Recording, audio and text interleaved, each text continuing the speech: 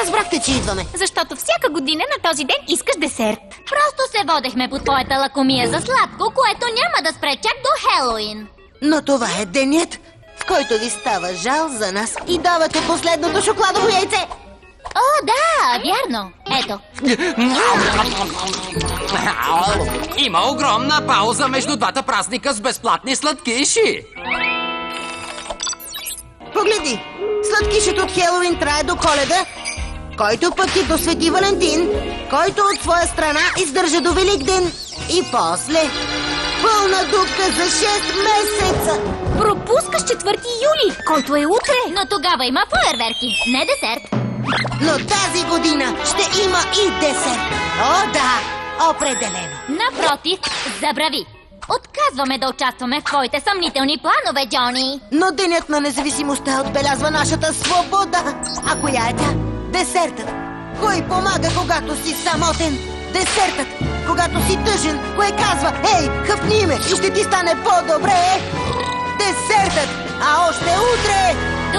Добре, ще помогнем. Безплатно лакомство.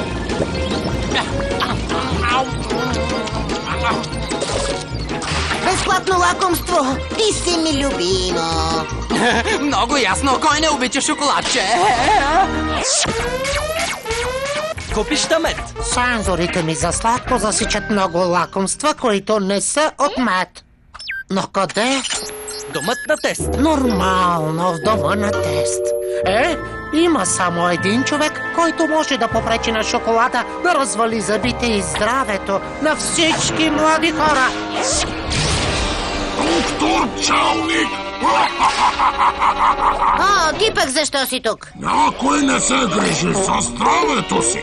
Дайте ми този шоколад, защото децата се нуждаят от здравословна храна. Разпочне се вълна! Добре, как можем да доставим лакомствата на нуждаещите се? Турбозахарния дом. На Коледа? Подаръците ги разнася дядо Коледа. Затова на 4 юли това ще свършат президентите. Защо не? Така, идете и раздайте лакомствата на децата по целия свят.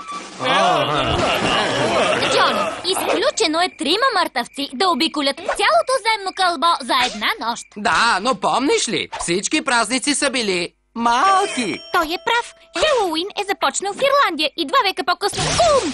Има го по целия свят. Добре, не го бива. Как се справя Джордж? Но вижте, Линкълн успя. Къщата ни има непознат мъж! Може би не трябваше да избираме умрели президенти за лакомствата. Хубаво! Време е за план Б. И ни молиш за нов празник ли? На който да има безплатни десерти. Какъв е сегашният план? Хората се боят от президенти в дома си посред нощ, но не се страхуват от огромния великденски заек. Затова в деня на безплатното лакомство идва... Шокору! Той оставя лакомство до леглото и го изяждаш на закуска. Тогава ни трябва ДНК проба от кенгуру. И подходящ цвят. Добре, торбата му е пълна с лакомства и сме сложили GPS адресите на всички добри деца. Внимание! Това е моят меден лъч, който ще неутрализира вас и вашите шоколади!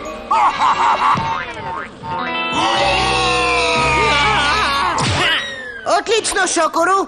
Отивай да разнесеш твоите лакомства!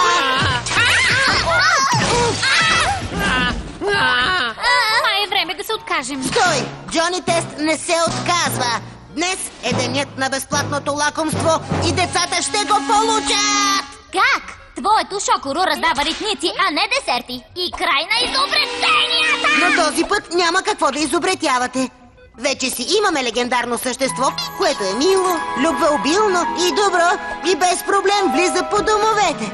Приемаш ли? Хубаво, ще го направя, но само защото ме нарече мил и добър. Стойте на място, мълчовани, защото аз се върнах и... Добре, а сега да подарим тези лакомства.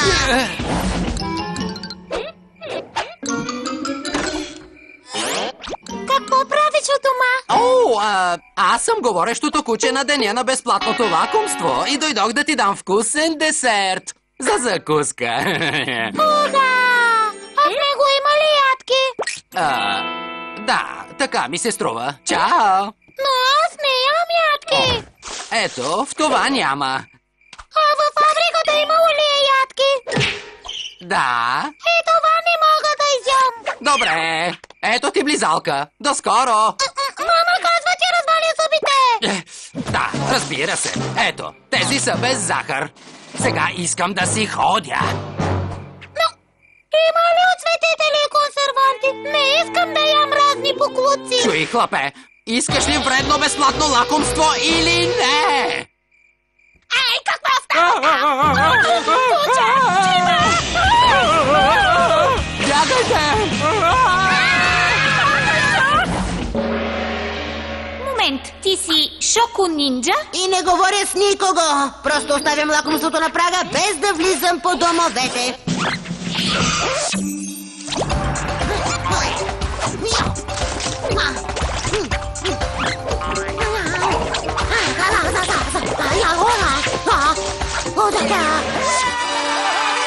Честит празник на безплатното лакомство!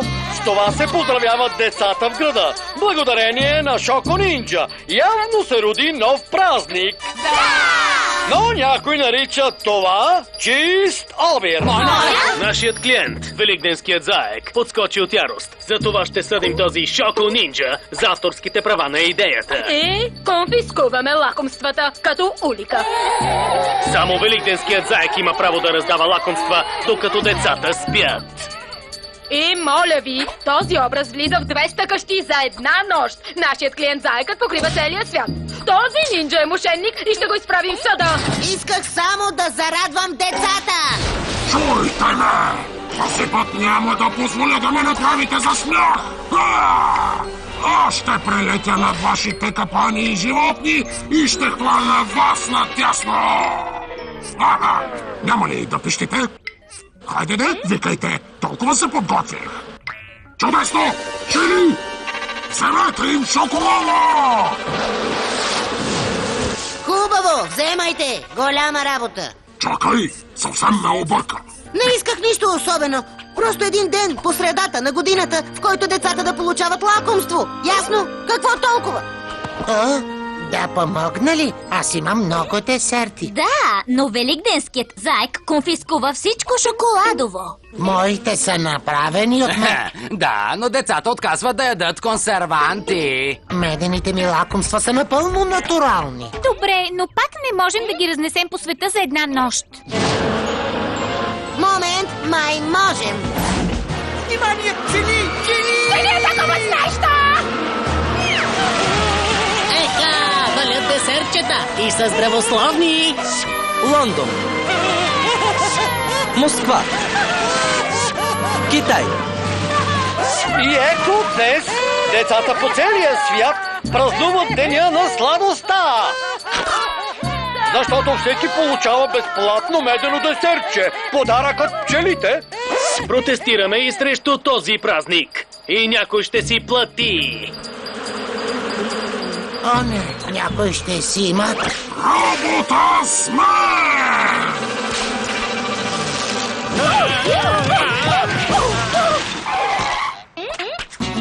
Чуй, меденото десертче не е толкова вкусно като шоколад. Всяко лакомство безплатно. Изяждам аз охотно. Честит ден на сладостта! Филмът е обработен в студио Доли. Преводач Веселина Александрова.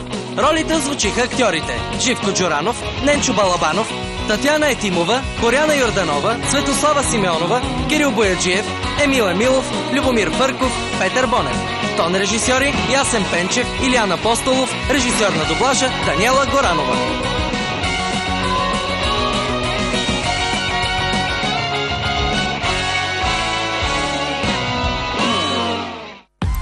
Включвайте камерите! По Cartoon Network следва Остров пълна драма.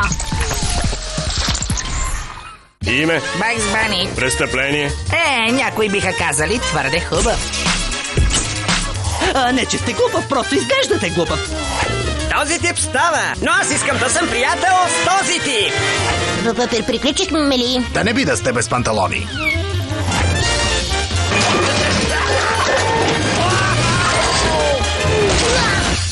Нови епизоди на The Looney Tunes Show от 5 януари по Cartoon Network.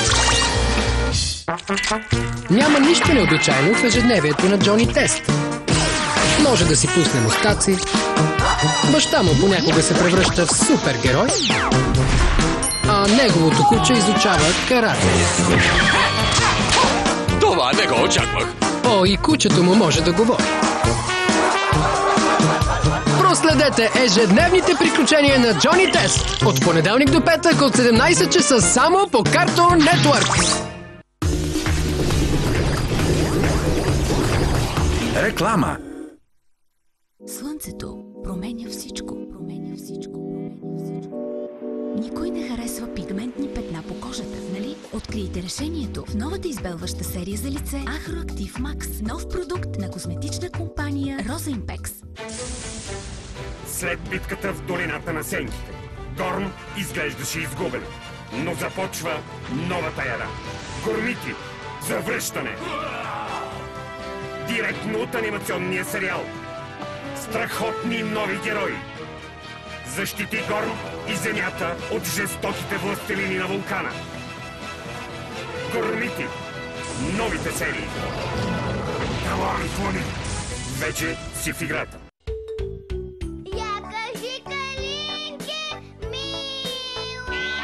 Май нещо не ти се получава, а? Представяме ти детското караоке Чики Чикс. Той може да възпроизвежда музика, а може и да пее с теб страхотни песнички на български